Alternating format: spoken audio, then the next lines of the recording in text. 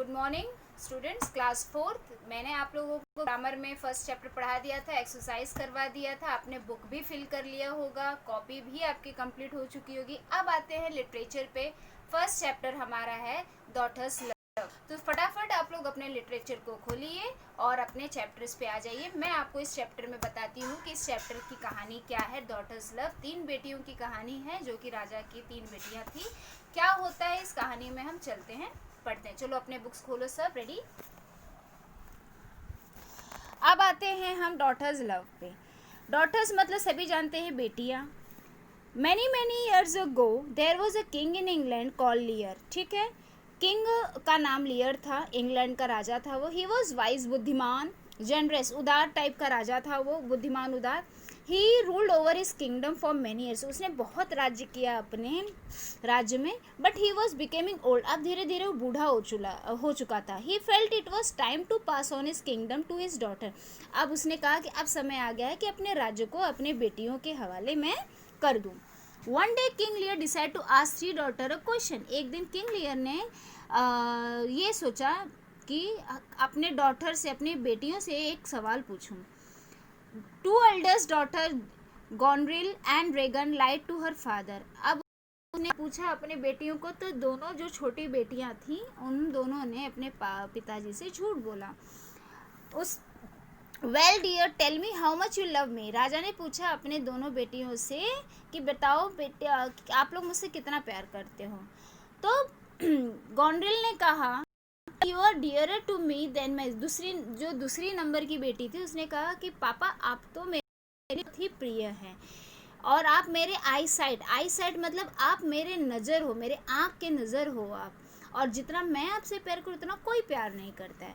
और दूसरी जो छोटी बेटी थी, हाँ, वो उसने कहा I am the happiest one. अगर आप मुझे अपना सेवा, सर्व मतलब सर्व करने के लिए, मतलब अगर आप मुझे अपना सेवा करने का मौका देंगे तो। ये छोटी बेटी ने कहा। और दोनों बेटियां झूठ बोल रही थी क्योंकि उनको उनके राज्य से मतलब था, पिताजी के संपत्ति से मतलब था, ना कि पिताजी से प्यार था। लेकिन अब बड़ी बेटी जो कॉर्डिया थी, कॉर्डिया वॉज लियर यंगेस्ट। कॉर्डिया जो बड़ी बेटी थी और दूसरी नंबर की बेटी थी, इन दोनों। अब तीसरी ने जो सबसे यंगेस्ट थी, छोटी वाली कॉर्डिया, सबसे छोटी, उसने कहा, कॉर्डिया से पूछा गया कि Cordelia was Lear's youngest daughter. Now it was her turn to express her love for her father. पहली नंबर की बेटी, दूसरी नंबर की बेटी ने अपना अपना झूठ बोल दिया। अब आता है कॉर्डिया का, जो सबसे छोटी थी। कॉर्डिया से पूछा गया, कॉर्डिया से पूछा उसके पापा ने, what can you say to deserve. तुम किस बताओ कि what can you say to deserve your share of the kingdom. तुम बताओ ये किसके लायक, मतलब ये राज्य होना चाहिए। कॉर्डिया, योर बेटर मेंडेड स्पीच। उसने कहा ऐसा बोलना कि जो तुम एक बार अगर तुम जो बोलोगी वही मैं मान्य करूँगा, चाहे वो तुम्हारे भाग्य में हो या ना हो। इसीलिए फॉर्चून मतलब भाग्य, तुम जो भी करोगे वो तुम्हारे भाग्य से होगा। तुम जो भी बोलोगे उसी पर ही मैं वही राज्य को दूंगा जिसको मुझे लगेगा। अब ये तुम्हारे ऊपर है, ऐसा स्पीच बोलना, ऐसी चीज़ें बताना जो कि, अब उसे तो लालच थी नहीं, तो उसने बोल दिया, my lord are you my father. आप तो मेरे पिताजी हैं और आपने मुझे बचपन से ही अच्छे से केयर किया है, आपने मुझे खिलाया, आपने मुझे प्यार दिया, इसलिए मैं आपकी सारी आज्ञा का पालन करूँगी, चाहे वो मेरे भाग्य में हो या ना हो। आप जो बोलेंगे वो मेरे लिए एक समय उसको स्वीकार करूँगी। It is great honour you. अगर आप मुझे जो भी करें, मुझे ओबे करना है, मुझे आपकी बातों को मानना है। I love you should neither more nor. ना तो मैं आपको ज़्यादा प्यार करती हूँ, ना ही मैं कम प्यार करती हूँ। हाँ, आप मेरे पिता हैं, मैं आपसे प्यार करती हूँ। ये कॉर्डिया का बात थी। अब King Lear found it hard to believe that Cordelia had really one felt a sense of duty towards him. अब किंग लियर को समझ में नहीं आ रहा था कि वो क्या बोले।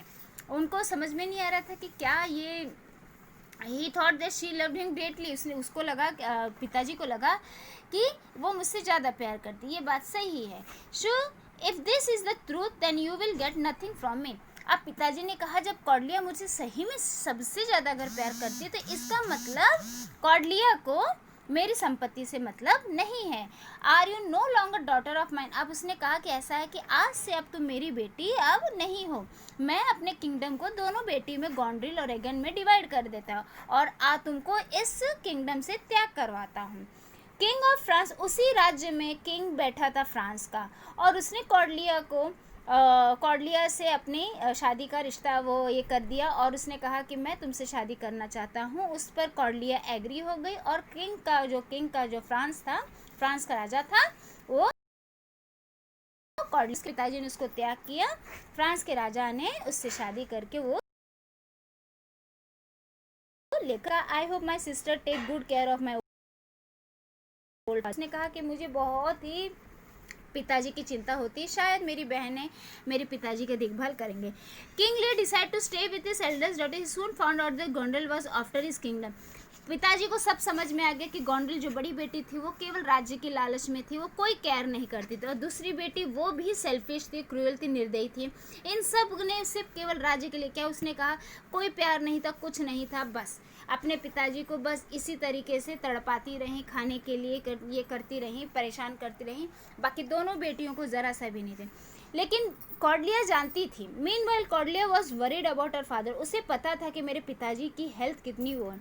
अब इंग्लैंड और फ्रांस का तो वॉर चल रहा था, और जबकि वो फ्रांस की रानी थी, कॉर्डिलिया तो फ्रांस की रानी बन गई, क्योंकि फ्रांस के राजा के साथ शादी कर ली थी, तो उसने इंग्लैंड और फ्रांस की लड़ाई हुई। अब वो अपने पिताजी को पास पे लाना चाहती थी, इसलिए उसने क्या काम किया कि वॉर अटैक कर दिया। उसने अटैक किया इंग्लैंड पर, और जब अटैक हुआ इंग्लैंड पे, तो वो उस अटैक से वो अपने पापा को रेस्क्यू, मतलब अपने पापा को बचाना चाहती थी। रेस्क्यू का मतलब होता है बचाव।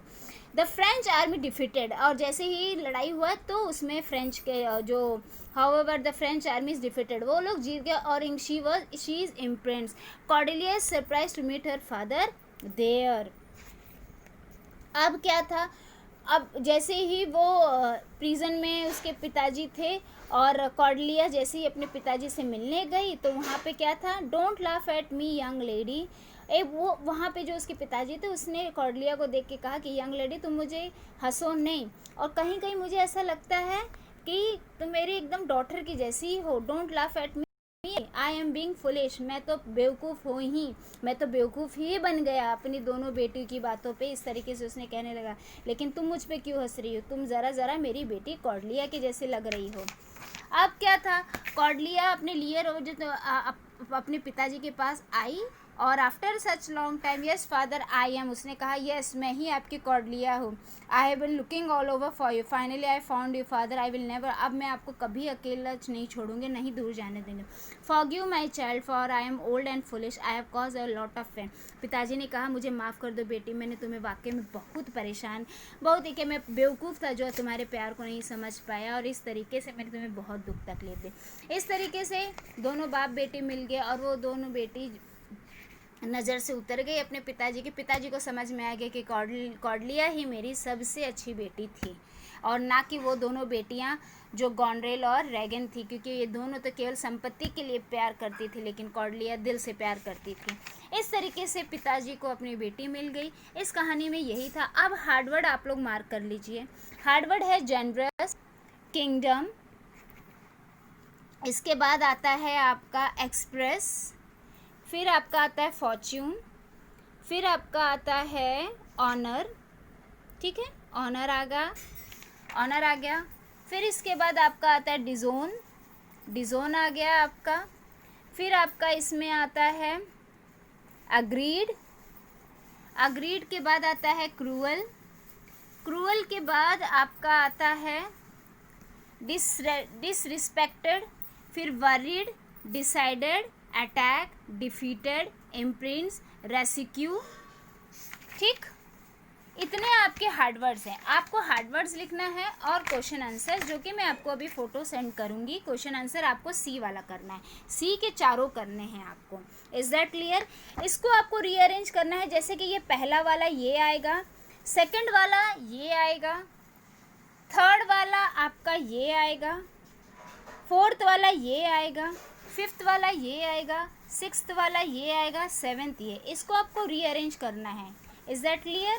फिर आपको यहाँ पर आता है ये वोकेबलरी। ग्रामर पोर्शन आपको नहीं करना है, क्योंकि ग्रामर आपकी ऑलरेडी लगी हुई है बुक, इसलिए ग्रामर नहीं करना है। फिर आपका ये आता है जिसमें आपका मैटर आएगा, यहाँ पे अपोलाइज आएगा, यहाँ वरी आएगा, यहाँ थैंक्स आएगा, यहाँ अफ्रेड और यहाँ वेलकम। अब मैं आपको क्वेश्चन आंसर सेंड कर देती हूँ। आपको अपने हार्ड वर्ड्स लिखने हैं। हार्ड वर्ड्स के बाद आप पिक्चर ड्रॉ कर सकते हैं तो पिक्चर ड्रॉ करिएगा, अदरवाइज नहीं कर सकते तो छोड़ दीजिए। उसके बाद क्वेश्चन आंसर्स लिख लीजिए। Is that clear? आपका फर्स्ट चैप्टर ख़त्म। Thank you.